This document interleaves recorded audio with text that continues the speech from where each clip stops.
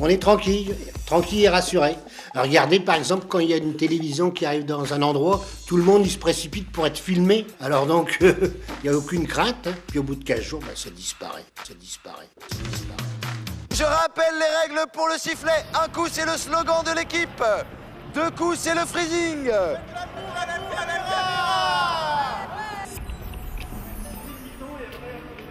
J'ai vraiment volontairement et politiquement parlé de vidéo tranquillité, pour me démarquer d'une stratégie sécuritaire que je trouve d'ailleurs dangereuse sur le plan de la cohésion sociale et sans doute aussi inefficace sur le plan de la réponse en termes de sécurité.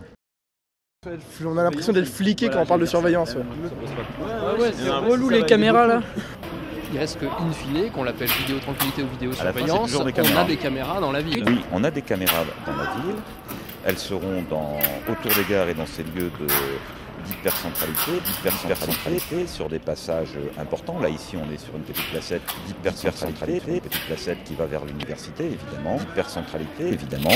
L'ensemble de ces lieux seront vidéo surveillés. Et puis après, il y a... Vidéo surveillée ou vidéo tranquillisée ? Vidéo tranquillisée, on va dire vidéo surveillée, tranquillisée. Et puis après, on met en place ici une commission d'éthique. En Angleterre, il y a 4,5 millions de caméras et il y a un rapport des plus grands criminologues au monde daté de 2006 qui dit qu'il n'y a aucun lien de corrélation entre la vidéosurveillance et le taux de criminalité. Et du coup, ça questionne en temps de crise de consacrer 800 000 € pour des caméras. Au moins, ça mérite débat puisque c'est un choix budgétaire et qu'il est, d'après moi, un peu contestable, quoi. Vous êtes dans un camp politique qui privilégie davantage la police de proximité et l'action sociale, et on laissait les caméras à la droite et au sentiment et à la campagne sécuritaire un petit peu. C'est ça qui est gênant, pour moi. Oui, non mais sachant que la police de proximité, on l'a faite et on continue de la faire. Et puis, on n'est pas dans la généralisation. On est à mettre 45 caméras autour des 3 gares, ici, du Grand Centre, de l'Horloge et des Hauts-de-Cergy, 45 sur un périmètre extrêmement étroit où aujourd'hui statistiquement se déroulent 75% des actes de délinquance de voie publique et notamment parmi les plus violents. Donc on a du mal à les arrêter, y compris parce que quand on a des certitudes sur qui sont les délinquants, comme heureusement on est dans un tas de droit, 45 caméras, comme heureusement on est dans un tas de droit, 75% et statistiquement, comme 15%, 45 caméras, heureusement on est dans un tas de droit. Je regarde pas ces scènes sensuelles, je prends mes clopes dans mon dragon. Heureusement on est dans un tas de droit, statistiquement il suffit pas de dire c'est lui, pouvoir le prouver devant un juge. L'image est un moyen de prouver que c'est lui. Simplement, la réponse des délinquants, c'est de mettre une capuche. Et en Angleterre, la loi est passée, c'est une loi anti-capuche. Donc on est dans un engrenage. Aujourd'hui, ceux qui se développent le plus en taux de progression, c'est pas les caméras passives, mais c'est les caméras réactives, comme on dit, et qui analysent le comportement des personnes. Le nouveau système fait qu'on reconnaît des comportements anormaux, et non plus seulement une capuche. Et donc là, ça va gêner beaucoup plus de monde. Et l'exemple type, c'est une personne qui fait demi-tour devant une caméra. La personne qui fait demi-tour va être captée par la caméra qui va la suivre. Est-ce que l'équipe rouge est prête ?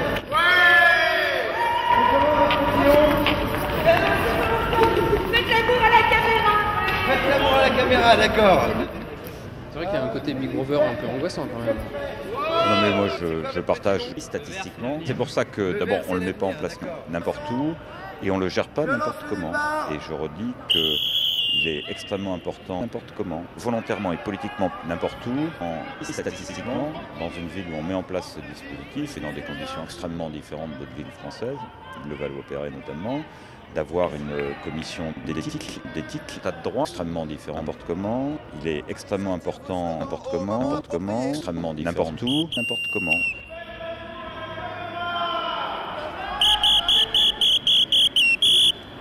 L'attention de toutes les équipes. Dans les 3 prochaines minutes, défi rock acrobatique.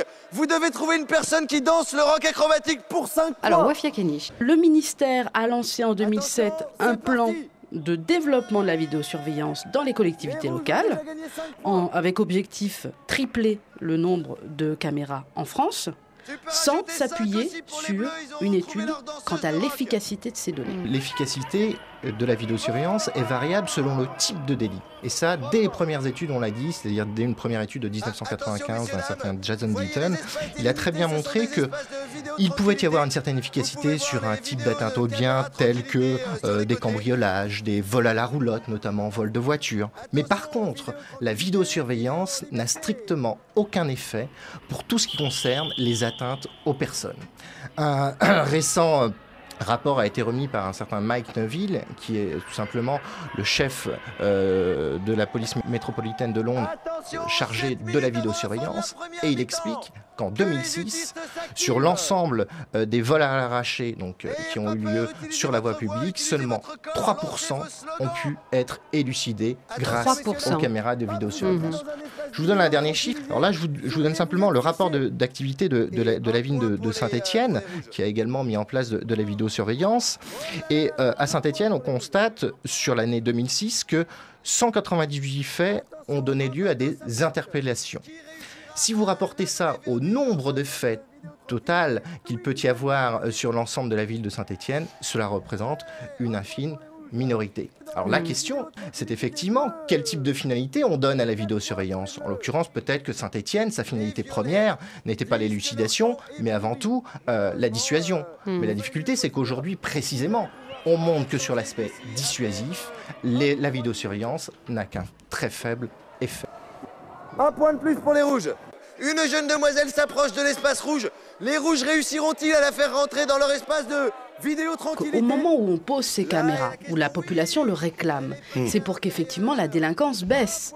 Pour qu'en cas de délit, sous les yeux de cette caméra, entre guillemets, on puisse réprimer. Il y a un malentendu parce que les électeurs, quand ils se disent pour la vidéosurveillance, ils attendent ça de la police municipale et de la collectivité. Et en réalité, est-ce que vous pouvez faire ça? Est-ce que vous pouvez visionner des heures et des heures de bandes vidéo pour retrouver un vélo ou pour retrouver un portefeuille? Non, mais on abuse peut-être quelqu'un de lui dire qu'avec une caméra, on va pouvoir rechercher son vélo. Est-ce que vous êtes prêts à recommencer? La partie recommence. Attention aux utistes, petit défi dans les 5 prochaines minutes. Si vous arrivez à trouver quelqu'un qui fait le tour de votre Charles zone, Gauthier, qui paye? C'est plus 10 points. Celui qui décide. C'est-à-dire le maire. Et c'est pour ça que nous sommes dans un grand débat. Ne sont pas plutôt les contribuables qui payent également? C'est important de signaler que j'imagine que ce qu'on prend pour faire de la vidéosurveillance, vos budgets ne sont pas extensifs. Donc vous les prenez quelque part, ces euros et ces milliers d'euros.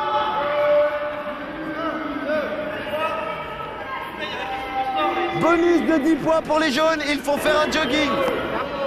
Ah, je pense qu'on peut rajouter un point au bleu pour slogan monotone. Oh, longueur de l'automne, tes slogans monotones tombent chez les bleus. Un point de plus. Un chien, ça vaut un demi-point. En fait, depuis 1997, il existe en France ce qu'on appelle le contrat local de sécurité. À partir de cette période-là, les maires se sont tournés vers ceux qui se sont, pour certains, ordonnés experts tout seuls. Et leur chiffre d'affaires global est passé de 473 millions à 750 millions en 6 ans. Et il y a un véritable problème dans le sens où leur intérêt à eux, c'est d'en placer des caméras. Le vent souffle sur la place, malgré la chaleur de l'ambiance qui est au summum, puisque nous sommes vers la fin de la deuxième partie. C'est vrai que lorsqu'on dépense 1 600 000 € pour mettre en place des caméras, et lorsqu'on dépense aussi, parce qu'il ne faut pas l'oublier, le coût de fonctionnement des caméras de vidéosurveillance, c'est-à-dire les opérateurs, qui simplement pour avoir 10-12 personnes, c'est 400 000 € par an. Le budget consacré à la prévention sociale de la délinquance est amputé. Aujourd'hui, tout ce qui concerne les bonnes vieilles recettes de la prévention, tout ce qui concerne le travail des éducateurs de rue, ils sont aujourd'hui en grande difficulté parce qu'ils sont en manque de financement, parce que ce sont des recettes qui aujourd'hui sont démonétisées. Certainement un recomptage à la vidéo. L'arbitre fera appel à la vidéo pour recompter. Deuxième chose très importante qui a été soulignée, c'est sur la question de la protection des libertés. Effectivement, la grande question qui doit être aujourd'hui tranchée, c'est qui va véritablement surveiller les surveillants? Qui va exercer véritablement une surveillance démocratique?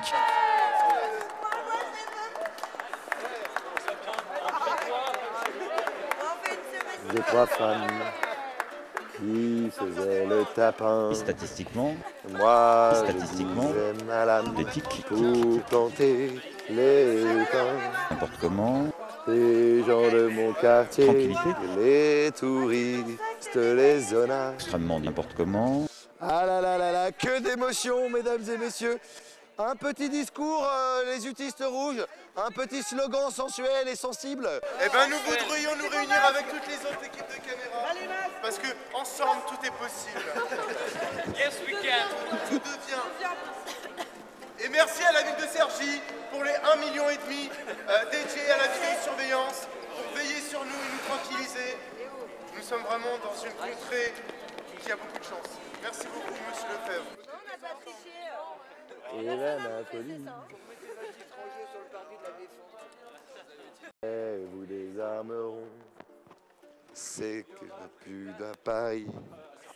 À Cergy, et la folie, la joie et la folie, la joie dans Cergy. Vidéo tranquillisée, on va dire vidéo surveillée, tranquillisée, évidemment. 45 caméras. Comme heureusement on est dans un tas de tranquillité, pour me démarquer d'hyperstatistique 40, pour me centralité. Heureusement on est dans un tas de tranquillité, droit d'hypercentralité, n'importe où, tout, tas de droit, tas de droit, d'hypercentralité.